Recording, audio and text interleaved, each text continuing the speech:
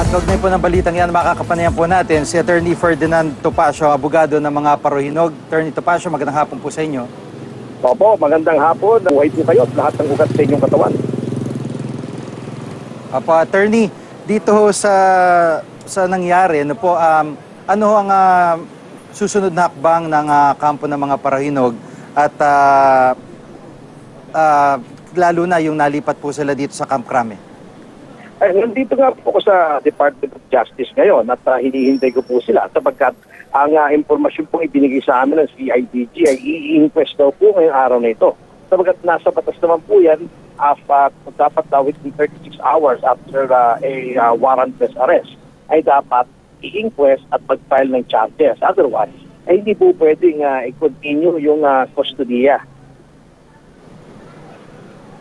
Oho. Dito po sa nangyaring operation, no, sinasabi po ng mga pulis na lihitimo nga ang operasyon at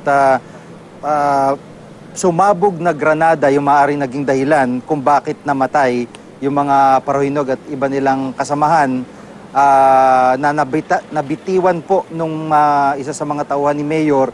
Ano ang pananaw nyo dito? Well, kami po ay gusto naming malaman ang katotohanan dito.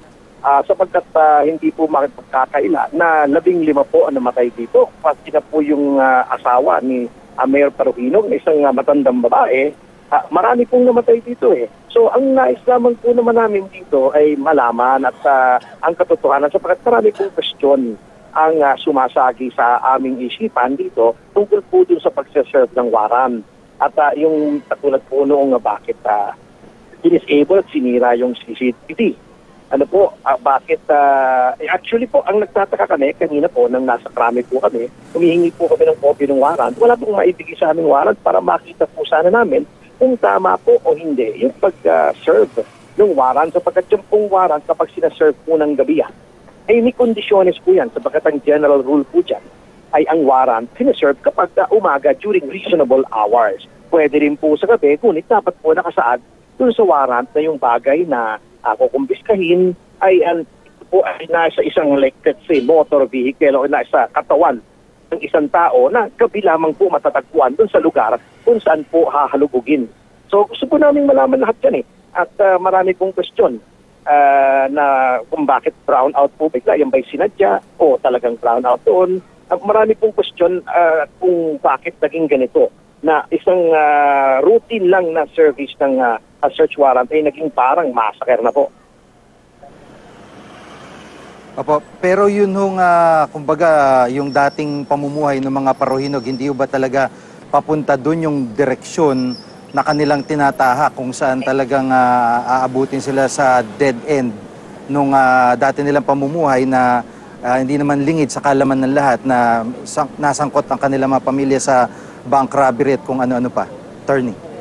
Kung ganoon po nga ang aligasyon, ang sabi ko, edi hulihin po at titisin sa korte. Wala namang pong problema yun eh. Meron po tayong proseso.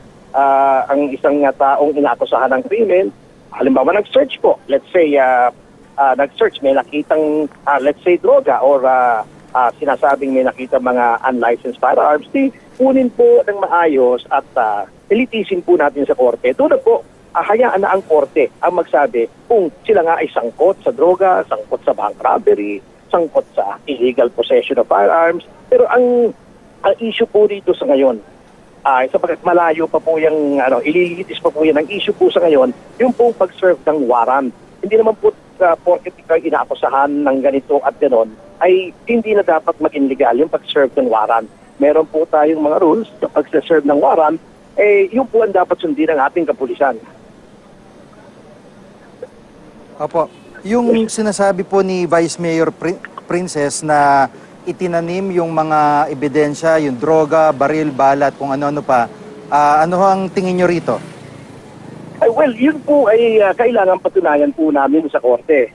At yun po ay it will form part of our defense. Kaya kakasabi ko ka po, dapat po nilitis yan eh. Dapat kung talagang tama yung pag-serve ng warrant, bakit winasak yung CCTV?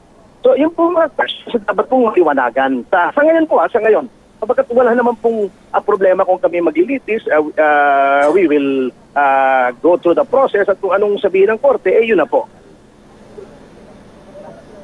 Apa, Maraming salamat po sa pagkakataon sa mga Parohinog. Okay. Salamat po, attorney. Salamat po.